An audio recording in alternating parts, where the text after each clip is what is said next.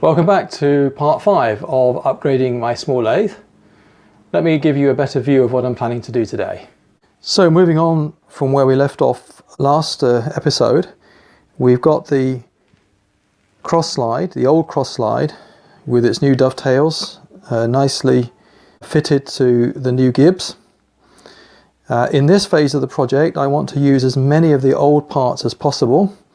So we're going to use this extension piece for the cross slide lead screw, and we're going to have to find a new way of attaching this, and that's because we had to cut into the holding down bolts. So in phase 1 we're going to use as many of the existing components as possible, get the lathe operational, use it, test it, see what other modifications we need to make, and then phase 2 will be to completely replace the cross slide and maybe also include a top slide.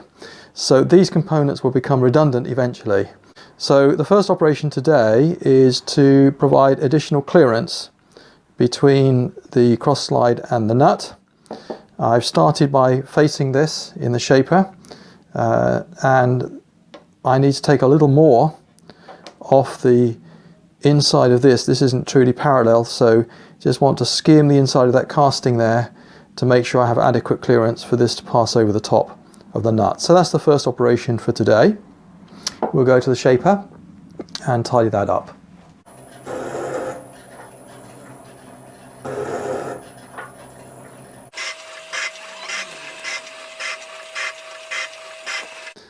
So this is the extension arm as it is at the moment.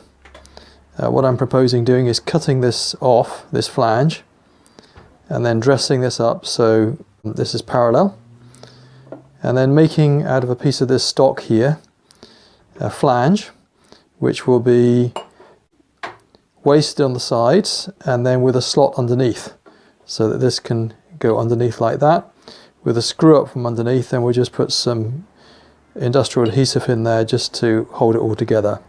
So the next operation is to cut these off, dress it, and then we will check whether this is in the center line and make any necessary adjustments to the position relative to the flange so we get some good dimensions.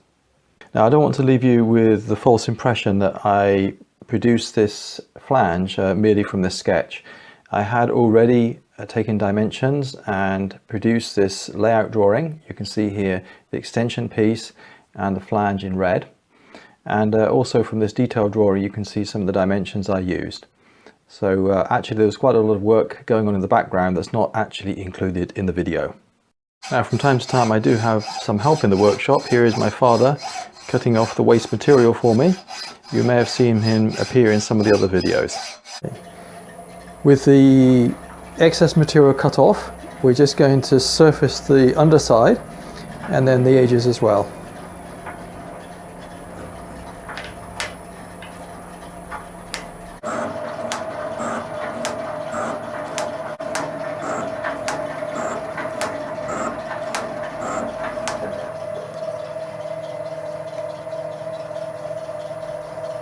Whilst it's all set up, we're going to use this opportunity to square up the inside of the boss.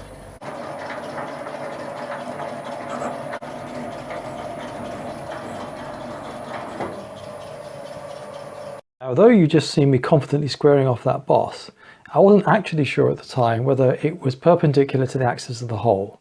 So this setup was to determine how far out it might be and make any necessary corrections. You can see two views of the extension piece in orange and the cross slide lead screw in blue, looking from the side and underneath. If you zoom in closer, you see that the lead screw is actually has a small clearance on the hole in the boss, and that's necessary to ensure that everything lines up on assembly.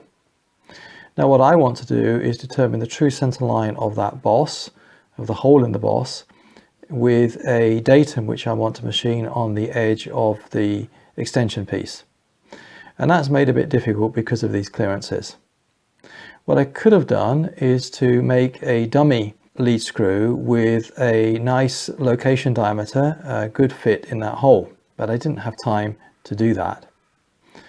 So what I did was use the existing components and take some careful measurements. And of course, the first thing you notice is that the shaft can articulate like this, so it's necessary to take that into account. So I clamped the extension piece on my angle plate, mounted it all on the surface plate, and took some measurements.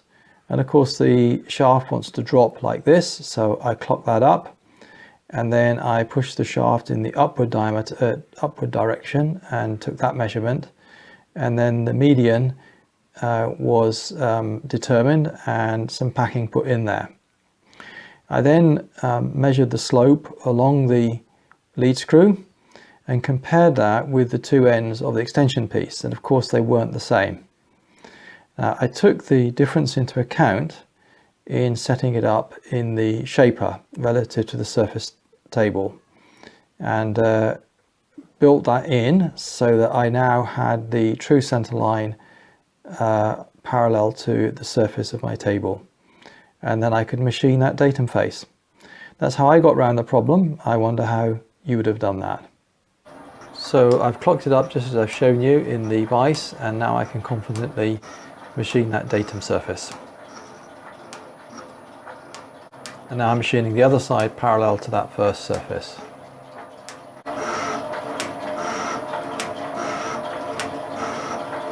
Okay, skimming the top surface now with some packing underneath to ensure that I clear the radius. This is cosmetic really, but I thought I may as well do it while I've got everything set up.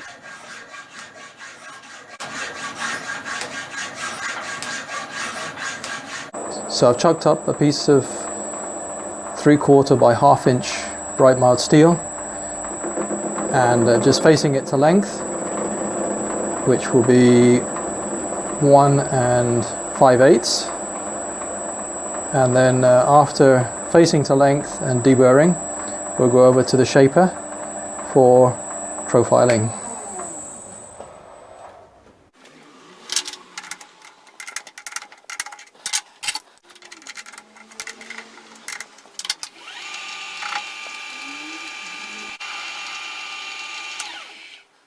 Having faced the length, it's time to mark out the various steps on this flange ready for machining.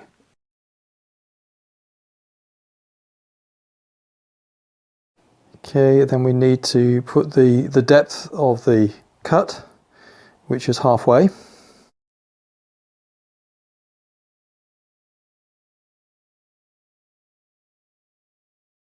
I'm just wondering whether it's better to put that straight into the shaper and hack that out, or whether it's better to attack it with a hacksaw and remove the bulk of the metal.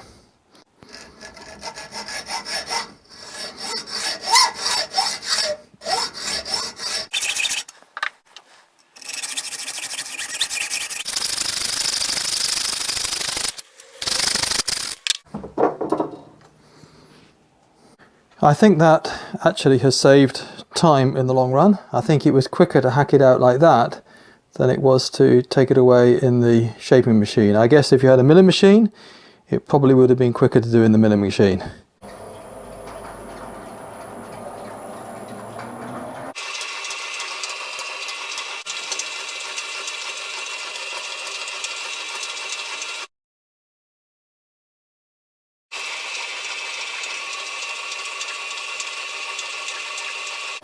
Removing burrs so that I can just check the depth.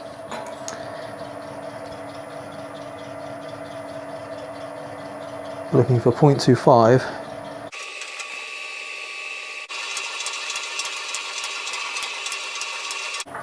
I've simply rotated the vise around 90 degrees so that we can start removing metal from the area where the extension piece goes into this flange.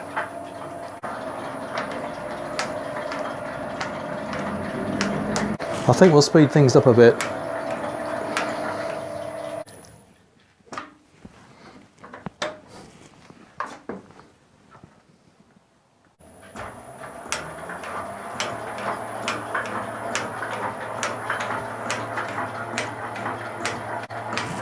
I'm taking quite shallow cuts because I'm not very happy about the clamping in the vise. It hasn't got support underneath, Better be safe than sorry, I think.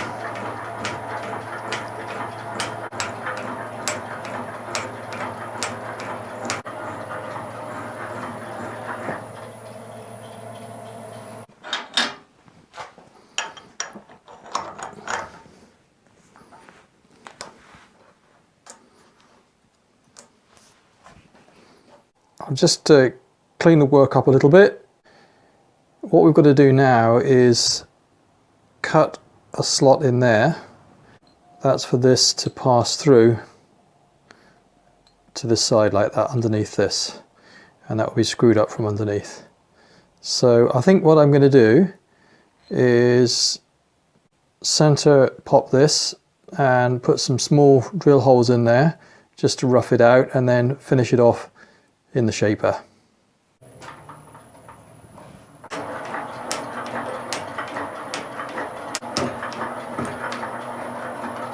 So here is the flange. It needs deburring and it needs the holes to be put in there for the clamping bolts which go against the front of the cross slide. So I've made a sketch from the CAD drawing. I'm afraid I don't have a printer at the moment. So here are the key dimensions. What I want to work on now is the holes and the counter bores, and then after that we can go on and put these radii in. So the next operation is to mark out these holes.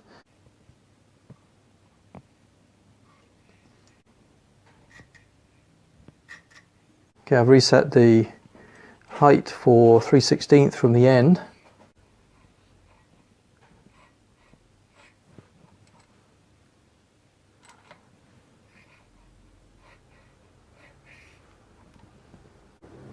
Ready for center punching.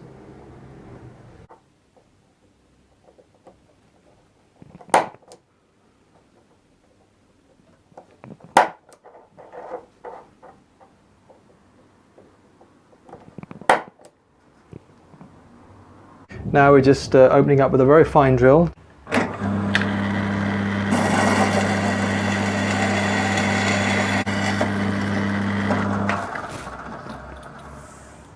Just going to open that up to not 2BA clearance, but actually 2BA tapping size, so that we can use this to spot through onto the back of the tool post. So it's better to not open that up fully yet. So I think we'll just stick with this drill and we'll use this to spot through later. The way I'm producing the radii on the corner there is just to put a 45-degree chamfer, which forms a tangent with the radius, and then later on I'll just blend that in with a file. But that gives me a way of making all the radii the same, and ensures that everything's square. So it actually doesn't take too long to set up in the shaper.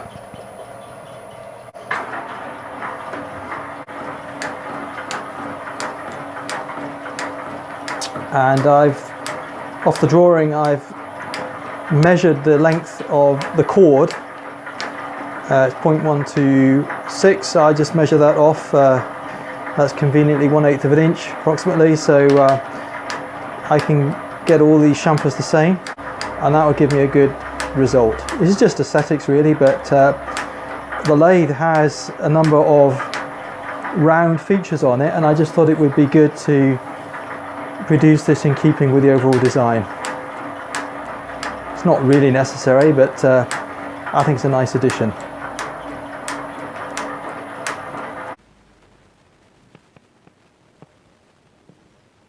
Okay, touch more to go.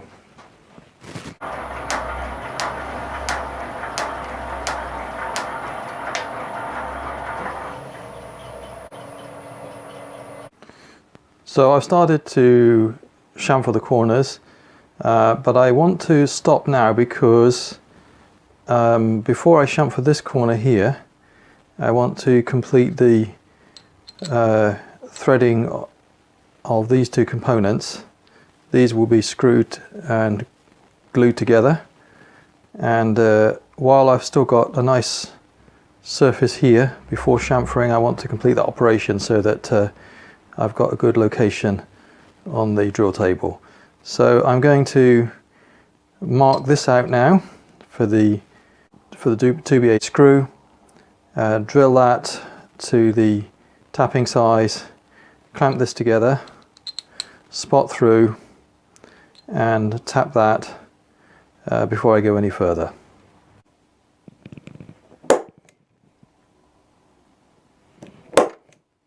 Now, I've done a lot of this work off camera because I need to think about what I was doing, and also it was just a bit too tedious to film all of it. So having fitted these two together, I've got a counterboard screw in there, and this tightens up nicely.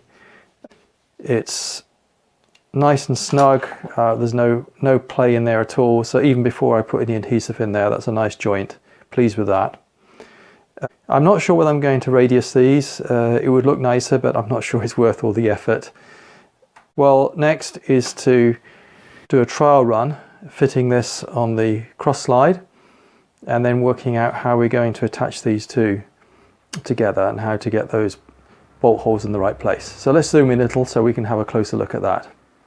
Screwing the cross slide home so that this is as far forward as possible. Then locating the extension piece over, making sure nothing is binding, and then ensuring this is square, and then putting an engineer's clamp over the top, locking that up. Then I can remove this with a little more care than I'm going through this now. And then perhaps I can find a way to hold this on my drill and spot through to prepare for drilling and tapping in the cross slide. This is all set up now, ready for spotting through with the tapping drill into the rear of the cross slide casting. The extension piece here was left as set up in the previous frame that you saw with the engineer's clamp. That's all in its right position. I've got an angle plate here with a strap across the outside here, and following up on Russell Dole's tip from my previous video on using a piece of paper between two slippery surfaces, 2 bits of cast iron. So thanks for that tip, Russell. Applying it already in my workshop practice. So just move around a little bit, you can see from this angle as well. So ready now to spot this through, and then later on we'll tap it. I've had to add a second clamp because this setup was moving. It wasn't between the work and the faceplate, it was between the two components I've clamped together, so the extra clamp was necessary. Now, by removing the clamps and drilling the holes to depth.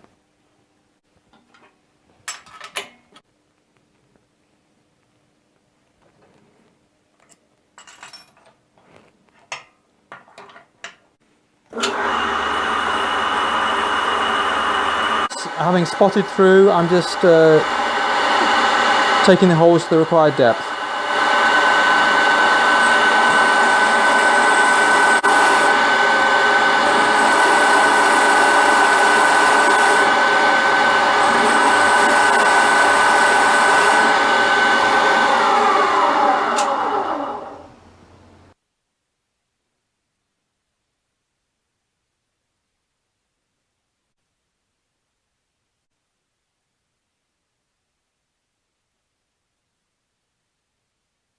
Okay, it's time to open up the tapping holes on the flange to clearance size, and the way I like to do this is to check location of the hole using the tapping drill. So put that in the chuck here and just lining up the work with that so that it slides through cleanly, and then replace that with the clearance drill and run that through. Then I can be sure that everything is concentric. Having come so far with this, I think it's important to finish it off well.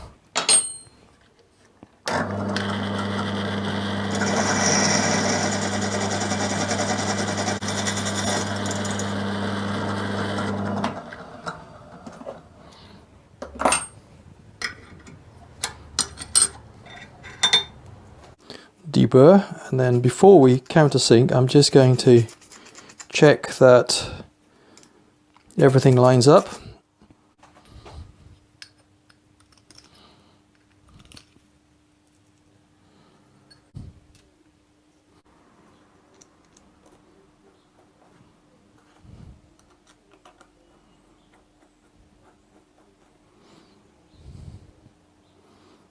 Yeah, that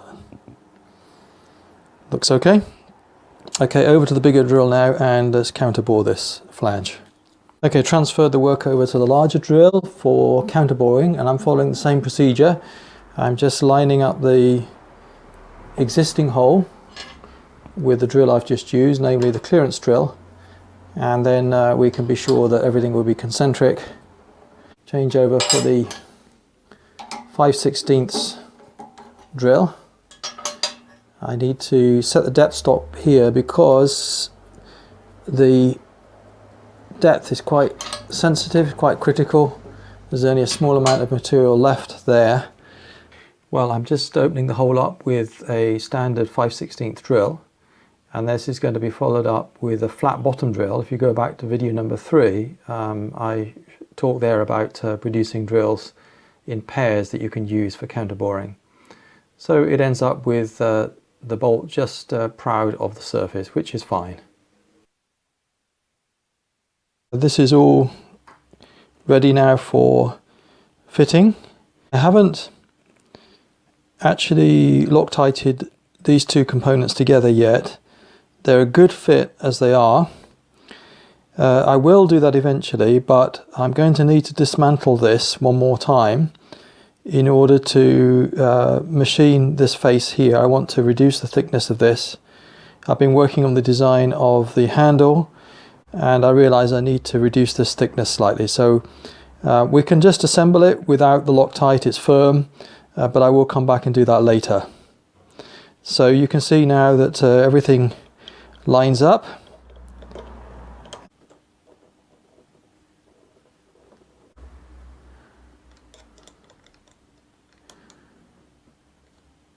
Before I pinch those up, just to show you that there's good location on there. You can see there's barely any, in fact I can't detect any movement at all. There must be a very small amount, but that's really good location. Picked up, nicely picked up the center line of the lead screw, and you can see that this slides over the top of that nicely. I'm going to replace this rather ugly handle here with something that looks more appropriate, and I need to machine this for a good location, and I'm going to work on that while I'm away, produce a CAD drawing for that. So that's where we've got to. In the meantime, I've been cleaning the machine up, as you can see, and just checking things. I've established that these are 0 Morse taper, so I need to look for some suitable fittings for those. I've been working on the drive, producing some drawings for that, and I'll show you those in a later video.